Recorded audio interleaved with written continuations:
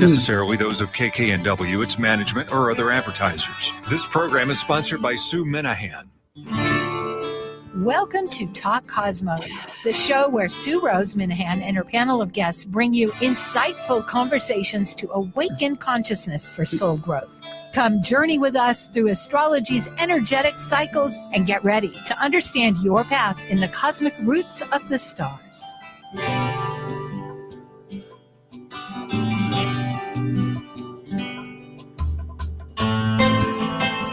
Hello, everybody. I think, David, am I on? Okay, I guess I'm on. And yes, thank you very much. You know, that is like the retrograde right now. We have Mercury in retrograde. In fact, the outer planets are in retrograde. The last time this particular panel was on was 5 months ago when we were just ingressing with the planets into their new signs. Well, the tide is turning in that early degree and they're beginning to shift back. As a result, everybody's experiencing enormous, when I say everybody, perhaps you are not, but truly it appears that the climate of the political, personal landscape is constantly shifting in many ways with so many dynamic patterns in the cosmic sky. We're focusing on one called a kite. And kites sail, right? You have to work at it, though. You got to work with that wind. This one happens to be in air with some fire planets, so it could spark off. And it's an amazing dynamic relationship that we're having. And we'll find out more about it with U.S. Global Currents. We're ready now. Examining significant United States domestic politics and foreign affairs through the astrological perspective of the celestial map of the sky to understand the impact on each individual around the globe, this is your U.S. Global Currents panel. I'm Sue Rose Minahan, founder of Talk Cosmos since 2018. I'm an evolutionary astrologer, consultant, speaker, writer, vibrational astrology student, Dwarf Planet University graduate, Kepler Astrology Toastmasters Club charter member. I have a fine arts music degree plus a certificate in jazz. I'm an artist, musician, and certified color energy life coach. Especially, I love mythology and esoteric philosophies. I'm Robert Pizzetti, professional consulting astrologer and the visionary behind Deep Earth Astrology and the Deep Earth Astrology Tarot, a divination tool and teaching aid that integrates astrology, herbalism, and natural reverence. I specialize in vibrational and psychological techniques and infuse my practice with a deep connection to nature's spirituality. I'm currently the Grand Pendragon in the Ancient Order of Druids in America and the director of the Magus Gathering in Gore, Virginia.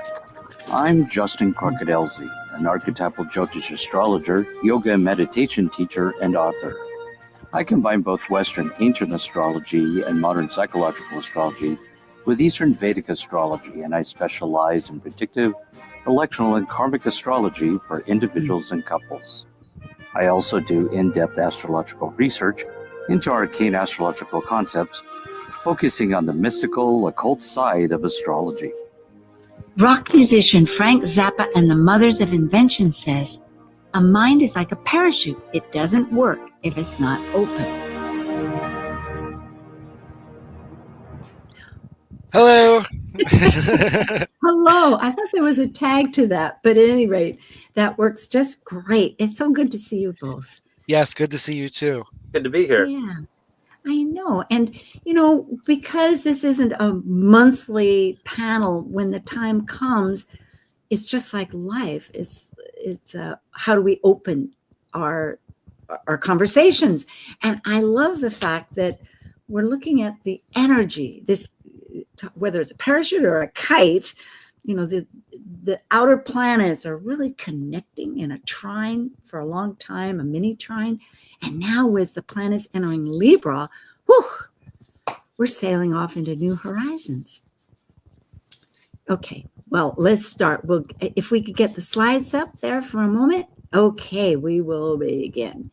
And we have Justin Crockett Elsie, and you can find him at his YouTube channel, Astrological Yogi, or his online website.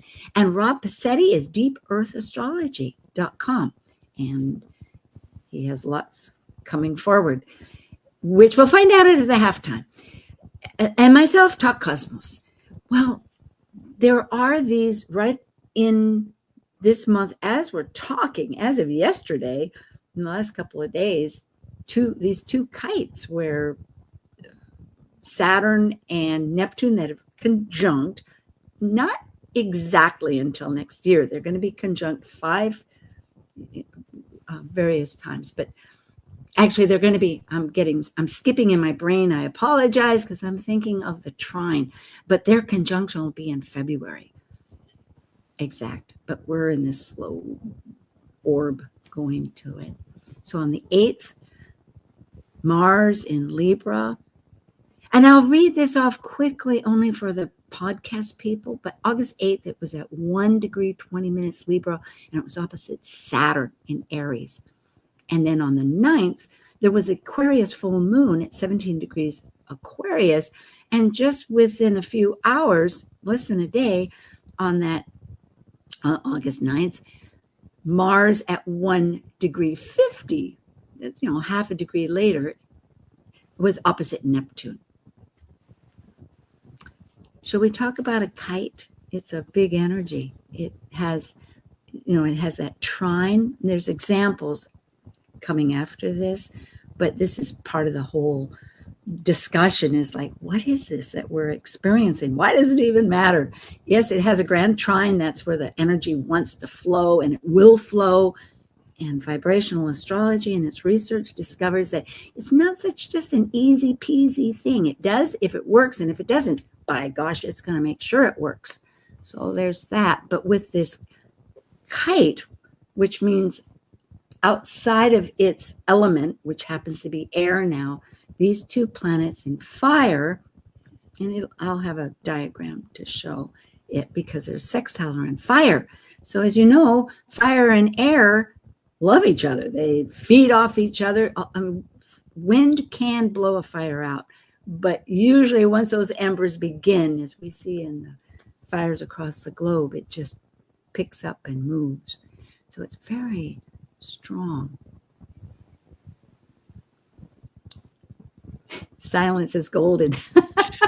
Well, I didn't know if you were asking a question or something, so I was waiting for the next slide. So No. I would just say that, when it comes to trines,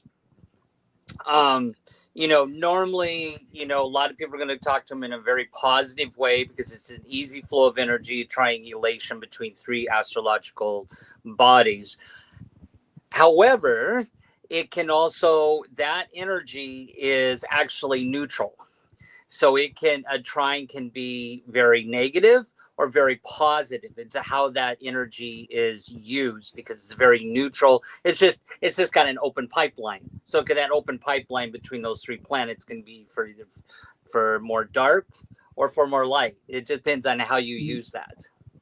Yeah, and when I look at a kite pattern, I'm looking at a gift that is activated by tension. There is this flowing ability within it, but it is not. It's activated by the circuit between the opposition, and that is what makes it really an interesting energy and how we can manifest a gift from something that is really kind of chaotic. Yes, and the planets matter, don't they? We'll look at that yeah. in just a change. I was reading the everything's changing, but in a moment. I did a little research, wondering always what more can you learn as you're trying to discuss this. And there is an astrologer there in Seattle, and I think I wrote his name down, Stephen Schroer, not someone I personally am aware of, but part of the Aquarian Age Journal. But I liked how he presented the power of a grand trine, and he relates it more in an esoteric sense. But the generation of power, the concentration and distribution of power. So yes, it's all, as I'm noting here on a slide, it's a free will. But yes, it is this paradox of the opposition, such as you say. How do you really manifest this thing? You know, sailing a kite, you have to work with the wind. It can dive down. Yeah, so I like this idea. And an opposition, you know, is not actually an easy flow of energy. An opposition is one that's they're tugging against each other. So there's a back and forth. It can be a seesaw effect with an opposition. So it's definitely something you have to work with. Yeah, give a little, take a little. I guess that's what Libra would say. Mars says, no, I'm leading onward. Are you going to come? At any rate, let's see. This here is a good representation. It's a diagram, and it shows with the 4 points. There could be more planets, but generally it's 4 points. And this is the perfect example where the ABC, again, is 120 degrees. That's a trine as far within the circle of that flow. And then the focal planets, as we call it in the kite, represented by D here, is a sextile, 60 degrees, which is half of it. And so that would be, and then of course the opposition. I didn't draw the red line, but that would be an opposition. And there's ideas that it has tremendous ability to really reach an epiphany of, I don't know if it's an epiphany, but it might be, because if you're going to soar to great heights, elevate, that's a pattern that would be a sense of freedom, perhaps. So there's hope there, I suppose, because it as we see it, this is a really metamorphosis of change, and that the experience of that isn't just loop-de-doo, like, oh boy, it's like, oh dear, here we go. So, and speak, Yeah, this is, I mean, this chart is fascinating to me. I mean, I think that one of the things that because we've been going through this Saturn Neptune conjunction for a little while now, and I think one of the things that I've thought about is a lot of people are treating it almost like an opposition in so many ways, because Saturn seeks to define, stabilize, set boundaries, and Neptune blurs those boundaries and kind of opens the self to the infinite, to the upper regions. So this is a conjunction. Saturn may give form to Neptune's dreams, but Neptune may also dissolve Saturn's, rigid structures. And while Mars is in Libra, it's in detriment. But, it is receiving that Aries energy of its domicile from this conjunction between Saturn and Neptune. So I don't really find this to be as impotent a Libra situation for Mars as it would be if it wasn't getting empowered by that Aries energy, and it negates some of that weakness. Mars in Libra can not make a decision about how to move forward. It can be a little passive in situations. It can be more about people pleasing. But by the reception of the Aries energy, it turns that Libra into more of a sense of justice than it does of just people pleasing and relationships. I think that we really, because keep in mind that Saturn is exalted in Libra, and that is where we see that kind of justice aspect coming. What do you think, Justin?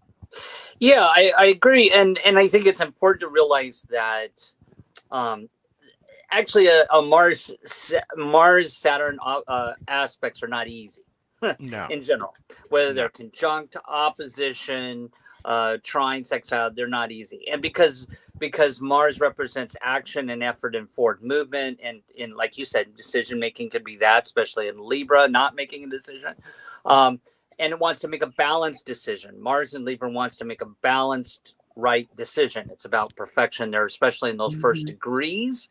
There's a perfectionism if we look in the Sabian symbols. And when it's opposite Saturn, which represents limitations, karma, discipline, it means that if we're going to want to start something right now, we are being challenged to maybe taking a more conservative view, or to look at what obstacles and challenges are there. So Saturn, I see here, helps Mars grow by saying, wait a second there, young man, you're going to need to look at this before you go forward with this, since we look at Mars as maybe younger and Saturn is the older one. Now, if we go deeper, and this is where I'd be curious to think about your all's concepts, we're talking about Aries and Libra. And so there is this dichotomy, and Sue brought it up kind of in our 4 discussions before we came on about relationships. And I've always seen that opposition between self with the Aries and Libra with the relationships. And we're seeing this big thing happen in the collective about how are we valuing individuals. And Saturn in Aries wants to only focus on itself. I want to take care of us and ourself. And there's a really sort of wall there that Saturn and Aries could wall itself off and only focus on its own individual self. And I think we see that in the collective. So I think this is really a challenging aspect of kind of representing of how we're looking at relationships in the collective. And are we focused only on ourselves, which is Saturn, or are we trying to bring some sense of balance and harmony with relationships with the Mars and Libra? Beautifully expressed, because in relationships, of course, that Mars wants to ask Libra, hey, what's going on? I've got these 2 guys over there and or 2 gals, whichever, but these energies that are asking me, and I'm foraging forward, but I want balance, such as you're expressing. And Libra is this whole myriad of other collected energies, because she's, or he, looking at the moon, meaning, let's get some protection about this. And how are we going to, does that nurture you? Like, what's your real values? And of course, it expands beyond that. In this case, well, the moon always moves fast, and so it translates that light. But it goes into Gemini, into the thought process. So it's very involved. And that's why I think Mars is having quite a dilemma making the choices, because it's getting a lot of input, how to consider the justness to the self that also gives to the other, because it wants to have that relationship with the other, but yet it must learn to be true and not project and be a people pleaser and forgetting itself. It's like, why are we alive? It's because we're going to discover and learn and etc. with people and things. I think one of the most important things to consider with this pattern, and the kite pattern as a whole, is that because the mini grand trine here consists of outer planets, we're going to be holding this mini grand trine pattern all the way until about 2028. So any planet that passes through the first 5 or so degrees of Libra is going to be making these kite patterns. So with this mini grand trine, we're seeing this cooperative relationship between the outer planets. Pluto, which wants to destroy and rebirth. We have Uranus, which wants to be the awakener, and then we have the Neptune, which is kind of the spiritual zeitgeist and the upper philosophy. So all of this is going to be affecting the personal planets multiple times over the next few years. And I think that this is really just a turning point in where Mars can go from more of a passive role to an empowered relationship role, where we're moving now forward with a sense of justice, and exactly what Justin said, considering what the individual is versus the other, and taking a more active and responsible role with that Saturn there in handling that. I love it. Yeah, that's true. Just to bring another layer, some people might look at it. Well, the point is, Saturn, Aquarius, which the moon's ruled. Is the moon ruled? Yeah, the moon's ruled by Aquarius. I messed up there. It wasn't Gemini at all. So, but it's co-ruled by Uranus and Saturn. And if you look at rulership, the reason why am I even looking at this? Why do I care? Well, it's because it's interesting to see that it could represent, if we look at, because change always is the old going to the new. It's the present moment, but it's that dichotomy between those two energies. And traditionally with Saturn, there's a Mars loop. It goes from Mars to Venus to the moon, back to Mars, and there's this loop that says action, what are my values, how do I nurture, then back to Saturn that says, hey, what is the definition, what's really essential here? Okay, let's act on that and go back to Mars, and it goes around and around. But if we look at Uranus, looking at forward with modern view, that's how I'm interpreting these two rulerships always. It's ruled by Gemini and is thinking more. It's not so much on the feeling, sensory, emotional part, but it's thinking more in Mercury, and it's ruled by the sun, and the sun just rests there. It's in Leo right now, and the sun says, hey, this is what we're going to manifest, and this is how we're going to do it. Yeah. So, yeah. Can I point out one thing about the whole aspect that you mentioned before about the past, and the saving symbols do talk about the past, and I realized earlier on when I was looking at this pattern, Saturn with Neptune is bringing in fruits from the past. It's bringing up past issues in the collective that we haven't dealt with yet, whether it's racism and so on and so forth. And so this is a cycle. When Saturn hits that Saturn, that karma, the old man brings in stuff from the past with the Neptune. We're dealing with these outer planets, with Saturn and Neptune brings in issues from the past, but then Pluto and Uranus are there just saying, okay, how are we going to react to those fruits from the past this time? We're getting a second chance here with Saturn on Neptune. How do we react now to this recycling? We're seeing in the collective authoritarianism come up again, like in World War II. Saturn was in Aries then. How are we reacting this time around? How are we reacting this time around with those relationships? And Pluto and Uranus, to your point there, are helping us think and reevaluate this cycle this time around. Isn't that, I like this. It just parallels with the whole energy, supports is what I'm trying to say, with Mercury being retrograde. I mean, if you look at all the little red signs there, as far as the people, Saturn, Neptune, they're retrograde. Pluto's retrograde, and Uranus will be further on. Well, that is, I brought this slide up because of all the slides as I animated, this is as of yesterday, the 9th, the same pattern that we looked at, but look how powerful this is. It has a mystic rectangle. It's really launching.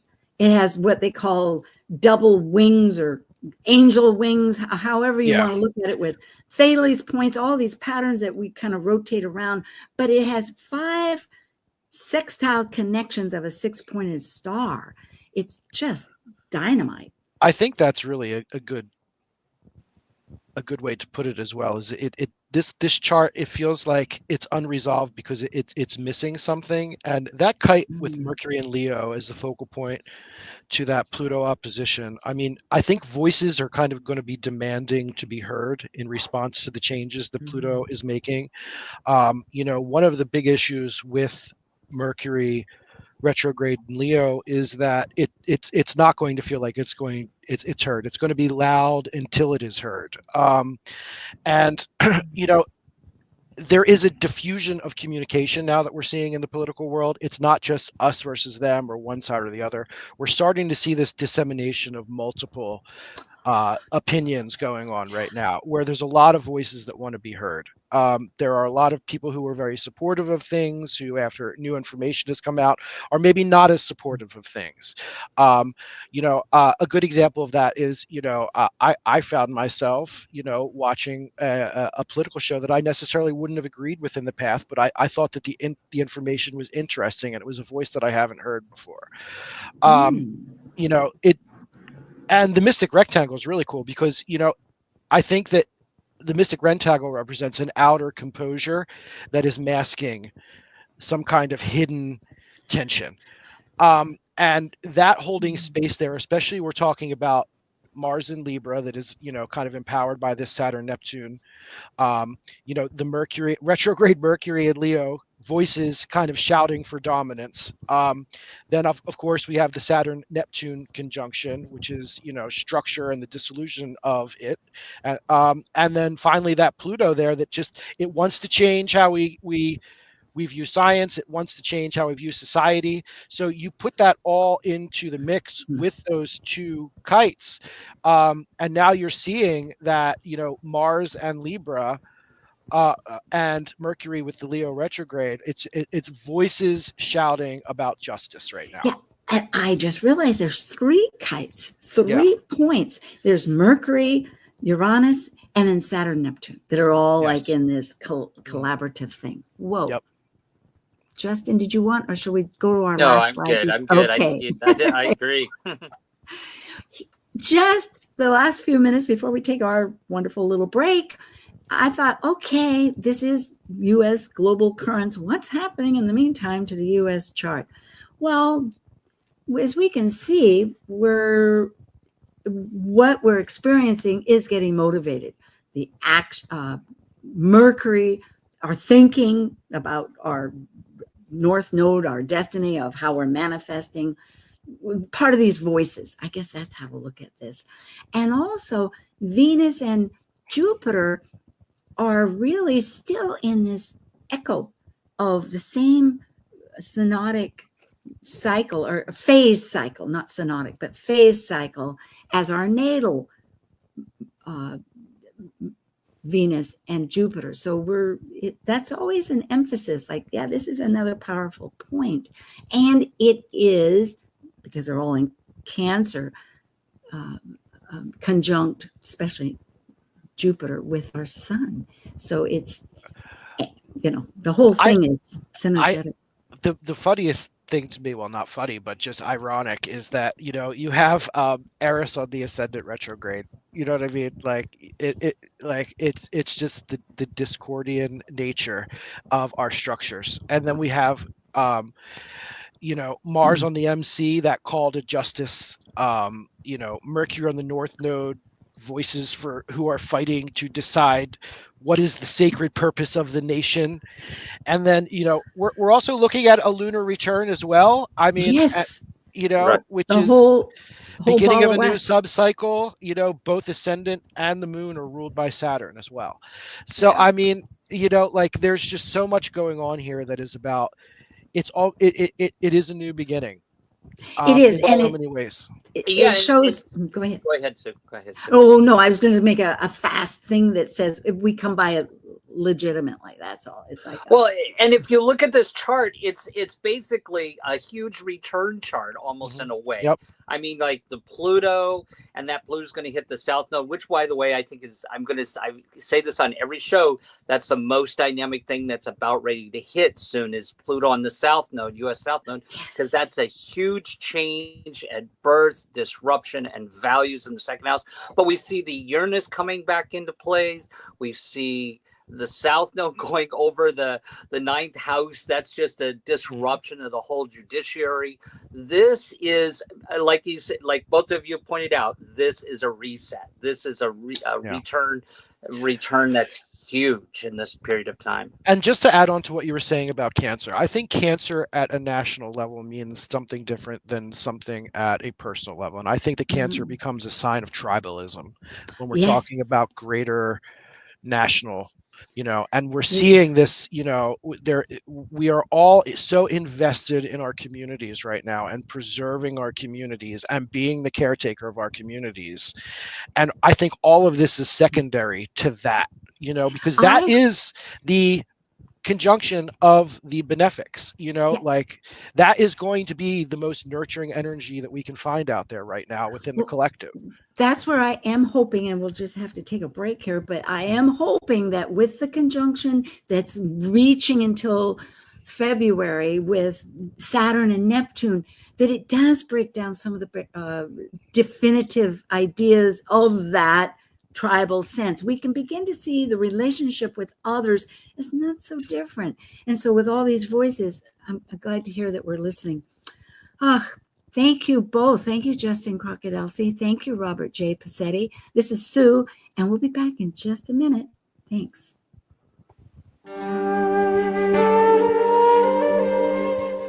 While we take a break from this week's edition of Talk Cosmos, let's take a look at this cycle's archetype. We are currently in the Yang period of Leo, ruled by the solar sun. Having departed from a cycle based on the internal process of emotional attachments requiring security and safety, the energy of Leo externally manifests our legacy through children and artistic creations. As a fixed Yang fire sign that desires to ignite actualization, Leo the lion takes the risk to generously exhibit love and welcome all to share their stage with joyous pleasure for living life. Talk Cosmos brings insightful conversations to awaken consciousness for the soul growth with hour-long programs. Talk Cosmos weekly programs are also available to watch live on the Talk Cosmos YouTube channel and Facebook page. While you're there, make sure you click the like and subscribe buttons so you get the full Talk Cosmos experience. Or if you'd rather listen to the show archives with audio only, the entire podcast collection since 2018 is available on most podcast carriers. And to find out about upcoming programs, sign up for the newsletter at talkcosmos.com. So grab your coffee, tea, or kombucha and enjoy the show. This is Martha Norwalk. Every Sunday morning, beginning at 9 a.m., thanks in part to the Ananda Institute of Living Yoga, we cover the world of animals. This week, August 17th, it's Behavior Training and Healing Sunday with me, and talk with your human or animal loved ones on this side or the other, and personal readings with Natasha Venter. Hope you can join us and plan to call in with your questions for either one of us. It's Martha Norwalk's Animal World, Sunday morning, 9 a.m. to noon, right here on Alternative Talk, AM 1150. Want to hear something different from talk radio? Keep your dial on Alternative Talk 1150. Okay, we are back again, and this is U.S. Global Currents. Our panelists, we just give a brief review here, but Justin Crockett-Elsie can be contacted at his email, justin.elsie@gmail.com. Does online readings and on the YouTube at Astrological Yogi with a whole myriad of shows. Justin, do you have anything else that you want to bring up? Oh yeah, I the one major thing I have coming up, and it's actually next year. I'll be doing a lunch lecture at UAC on the Sabian symbols next year. So Nice. Goody. How beautiful. After OPA's now on UAC. That'll be in September, folks. I think it's September, isn't it? yep. Yeah. Very good. Excellent.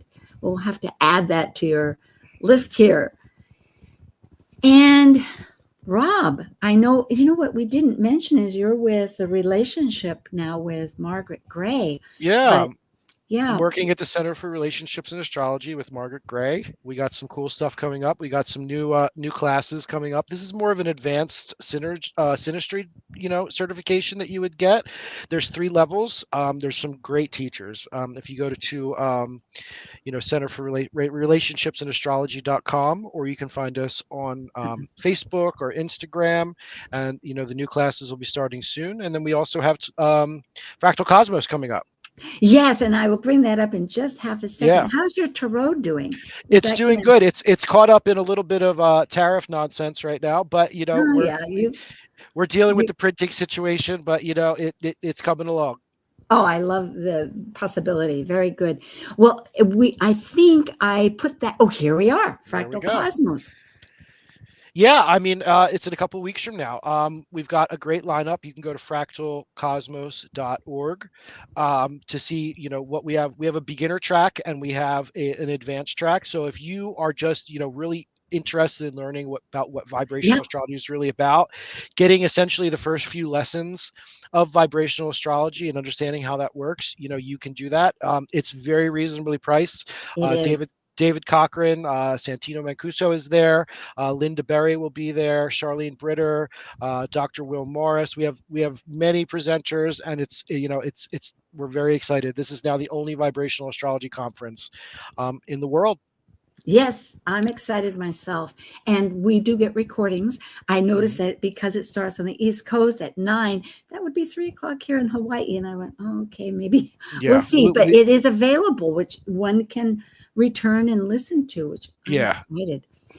It's such an expansive astrology form.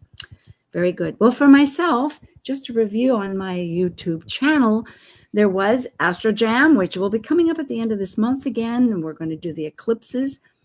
So the mystery is involved, like, what are we going to say? What are these planets going to say? It's most exciting. And again, in September, we're in this middle point of the summer's vibrations, which you can check what we had for the solstice, which is still important.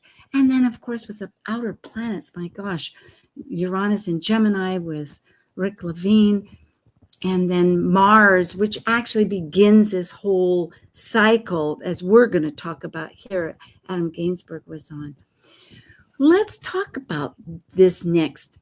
In September, again, Mercury comes in to create a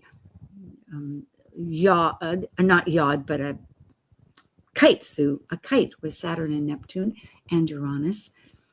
And that will be at 0 degrees, 53 minutes of Libra.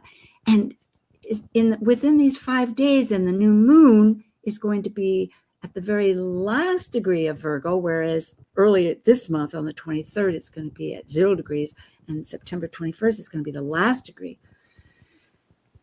And following that, the next day was the fall equinox. All this is a kite energy, but with these extra dimensions of aspects, and that's why I'm bringing it up. The fall equinox, when the sun actually is at 0 degrees Libra, it also aspects Neptune, and then finally it'll perfect on the 23rd. But this extends between the 15th and the 29th. So that's a 2-week period. It's powerful. There'll be many experiences. Shall I jump on? Yeah. Okay. Here we have Mercury. So we've gone from our active driving energy into the mental. Okay, now what? I did want to point this out in the first chart, but one of the things that's really interesting about all of this is that we have Sedna conjunct Uranus. Sedna is about sacrifice for rebirth. And when you put that Uranian energy of kind of, the chaotic energy, the awakening energy with an energy that wants to kind of have a sacrifice for rebirth state, I think that the peak moments that we have through this period is going to really be defined a lot by these things being extreme, and there being an extreme nature to things. What do you guys think about that? Well, I work a lot with Sedna, and it does have. I agree with your what you're saying about it. It also will have this.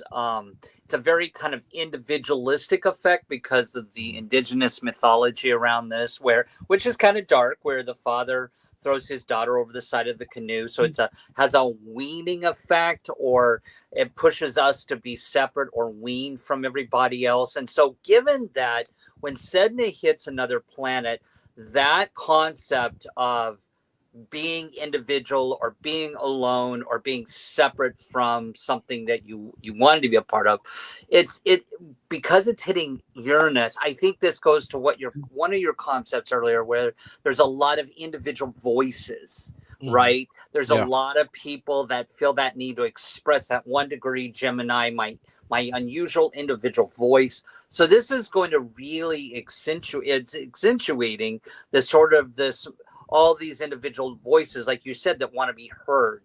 But it's also changing the concepts around the voices. Like you said, there's going to be, we may see this where there was clear lines between conservative and liberal, but before, it's not anymore. It's going to be intertwined and complex, and ideas will change with that. But Saturn is going to bring out a lot of individual voices, and it's going to it's going to bring out a lot of unusual individuals too, and in the collective. I mean, this almost has a signature of avatars being born that represents some unusual personality being born in the collective that needs to express itself.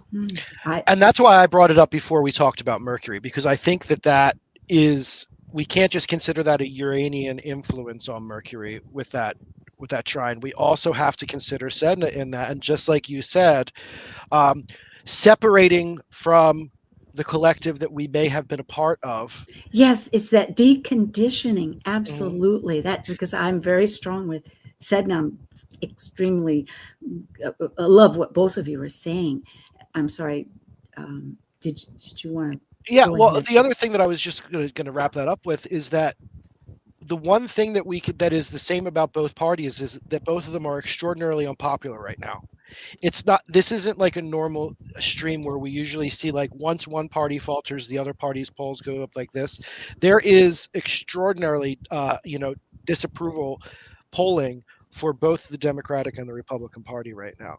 So I could absolutely see all of this, like the collective and the collective experience that this pattern between the outer planets is bringing, is putting us into a more balanced mind frame, fed by that Sedna-Uranus conjunction, where we might actually be able to go back into the collective soup, which Saturn does, because keep in mind, the difference between this chart and the other one is that Saturn is no longer in Aries. It is retrograded back into Pisces, so spiritual authority, and just like Justin said, there's going to be a big opportunity for maybe some weird awakening voices to come out and collect all of the people that are now not happy with anything and are just throwing themselves back into the soup to be finding a new path. Yeah, these are definite possibilities that you're really expressing. And again, that idea that, because it's also the lower octave Mercury of Uranus, but Mercury, as we know, is duality. Regardless, and look at it, it's in Libra, it's going to look at both sides, me versus you, the me versus we, in a sense, the you, and then in Uranus. So it's really in like the mythology, those birds in that whole, which is a dark melodrama, essentially represent discarding what we're conditioned with to embrace, because the father represents the traditions, the birds represent ideas, and this spells it out. It's right there. And yes, I like both what you're saying, to listen up, Saturn will help with that, because now it's in Neptune's realm. Yeah. Justin, do you think that because the Saturn goes back into Pisces, that this kind of maybe skews the balance of power in the conjunction towards Neptune, as Neptune is the ruler of Pisces? Do you feel like maybe that gives Neptune a little bit more authority here? Well, I would agree, yes. And I think, what we're dealing with there, I believe, is really what the collective believes. Right? What the collective believes. And Saturn is bringing some dose of reality to the collective. But at the same time, I think when it goes back into Pisces, I think we're not going to be moving forward. I think there's a part of the collective that's going to try to escape a little bit from this harsh reality as Saturn goes back into the Pisces. Let me lean back into escaping here a little bit from this harshness. So I think that we're not moving forward yet until Saturn goes direct again. Yeah, more movies, more Netflix. Yes, indeed. Here we have on the 23rd is when it will be exact. Mind you, we've already experienced the equinox And that'll be another show with Linda Berry, which is vibrational astrology on the right then, to explain on those energies. However, here we have the sun going from, which also lasts for some period of time. This is not just overnight. This is part of that long period that's lending up the 2-week period. So we went from the thinking and connections, mental activity of Mercury to our embodied ego, of our embodied self. Yeah, and while we're looking at a progression of charts, this isn't a long period of time. We're talking about all of this happening between essentially yesterday or today and the 23rd of September. So we're talking about, I do think that this is going to be an era of, there's going to be a lot of events, there's going to be a lot of activity. And then I really do think that we come to, around the time of the equinox, we start really wrestling with the concept of national identity with that sun in Libra and how we relate to other people. And that is going to be really the thing that offsets this. So, we've already moved through Mars, we've moved now through Mercury, now the sun is here. Okay. This is when we start integrating this into, hey, this is where we're at now, and for people that follow politics very strongly, it's easy to keep up on the information, but there is a whole swath of people who have, who do not pay attention to any of this. But I do think around the equinox, things are going to get so, eventful, that everybody's going to be paying attention. Right. Yeah, I had to be nodding my head the whole time because I love how I saw that. How you express the sun as the individual and integrating back into Neptune there, or that there's a relationship that I'm not so sure it's integrating necessarily back into Neptune, but it's definitely questioning its individuality, the individual, the sun being the individual with the collective. Something I want to say about the sun, and maybe I shouldn't say this, but I mean, the sun is a solar energy. So I think there can also be a brightness here, and the sun shining the light on something and illuminating something here, because the sun being a solar planet tends to bring a lighter and a brighter thing, as opposed to the moon, which is lunar, right? And I mean, you, Robert, I'm going back to our conversation we had prior to this about plants, but this I think can be an illuminating period. Also, I think there can be a positive illumination about relationships in the collective, and people maybe having an aha moment here. Well, if that's the case, it could also be that with the better side of Neptune is always involves imagination and visions. So those hopes and dreams, yes, we do. There's always a shadow side, escapism, time out, let's see.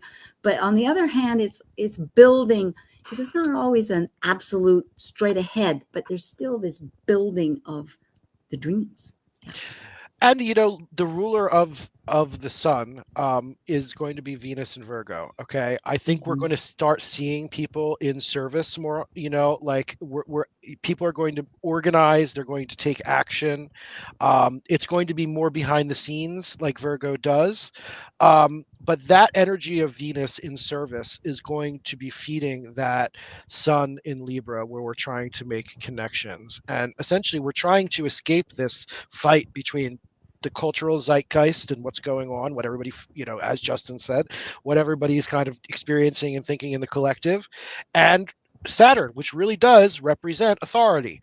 So I mean, we're going to be looking for new ways to connect, be in service as a response to what's going on with that pattern between the outer planets. I like it.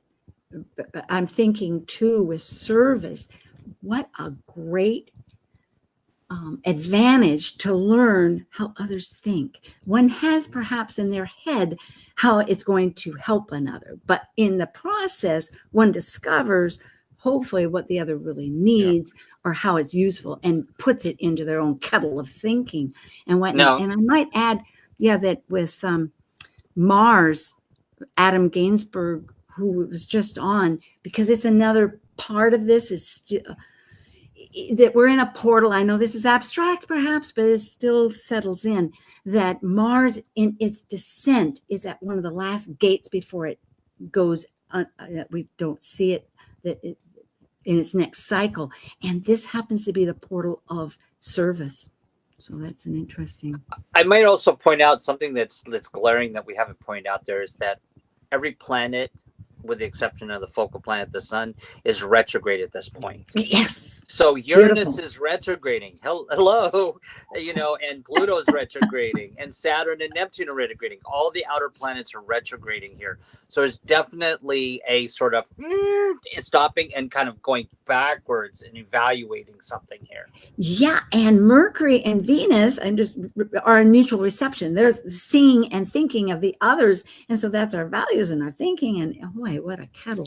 And also we're talking about individualism versus our relationships versus the collective. What is the effect of what's going on with Chiron and Eris going to have? You know what I mean? Like we're talking about like wounds of self, in retrograde as well. That is in the 7th house when this happens. I think that this is a very fascinating chart as well because we're going back to that Sedna.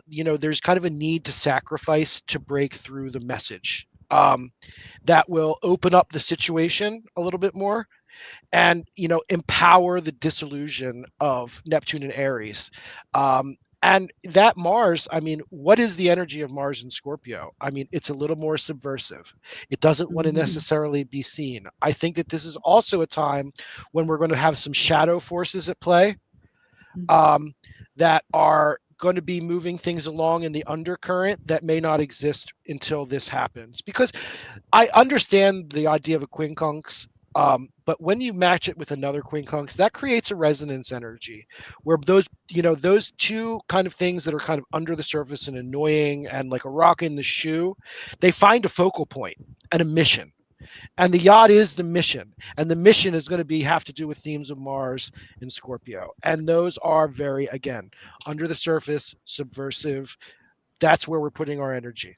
Yeah, I totally agree with you because a quincunx means that Mars is imbalanced with Uranus, it's imbalanced with Saturn and Neptune, and it's squaring Pluto. This almost feels like to me like, if you're talking about subversive, like there's some event that happens or something underneath the surface that brings some sense of like power right here that just pow, because wanting to take Mars here is wanting to take action, but it's not doing it in a balanced way. There's some disruption here with it squaring Pluto and being in balance. It's not power right versus no power. Yeah. So we have a few minutes here. All those are excellent, but there is one last. Venus. Yeah. Last on the horizon of the personal planets is mixing in with these outer planets exactly on October 13th. But again, there's a 10-day spread where it's in orb if you go through. But this will be exactly at 0 degrees, 12 minutes Libra opposite Neptune.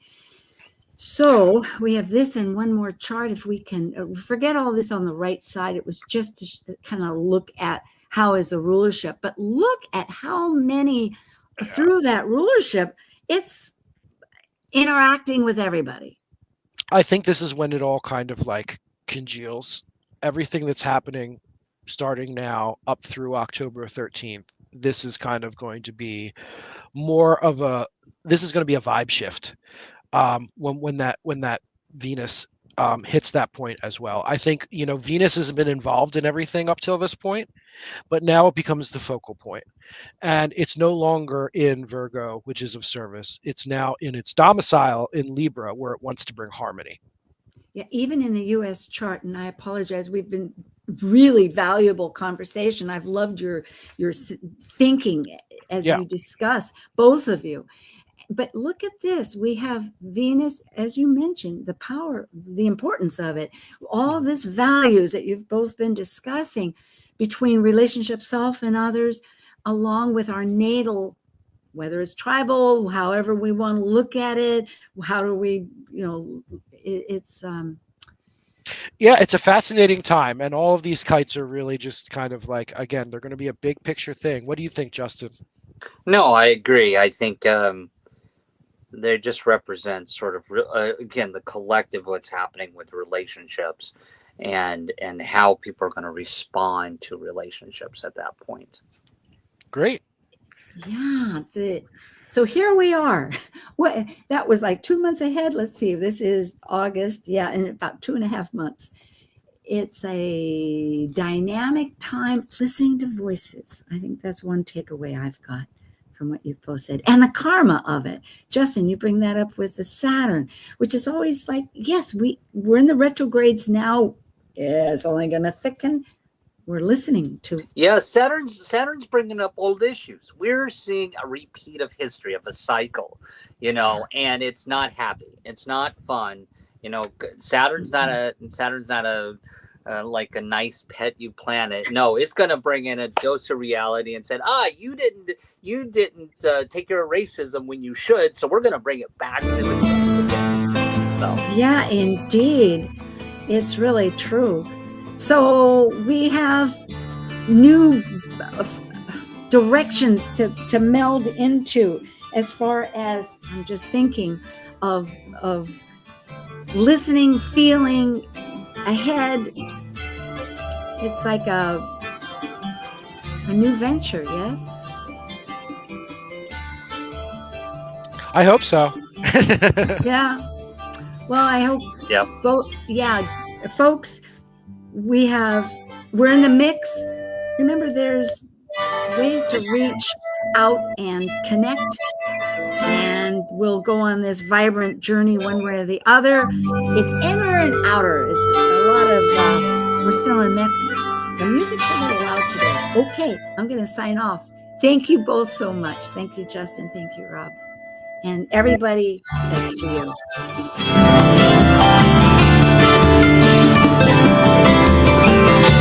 Thank you for joining an insightful conversation on Talk Cosmos, the show where Sue Rose Minahan and her panel of guests awaken consciousness by connecting soul growth patterns with astrology's energetic cycles. Be sure to tune in next week, same time, same place, to continue your journey through the roots of the cosmic pathway.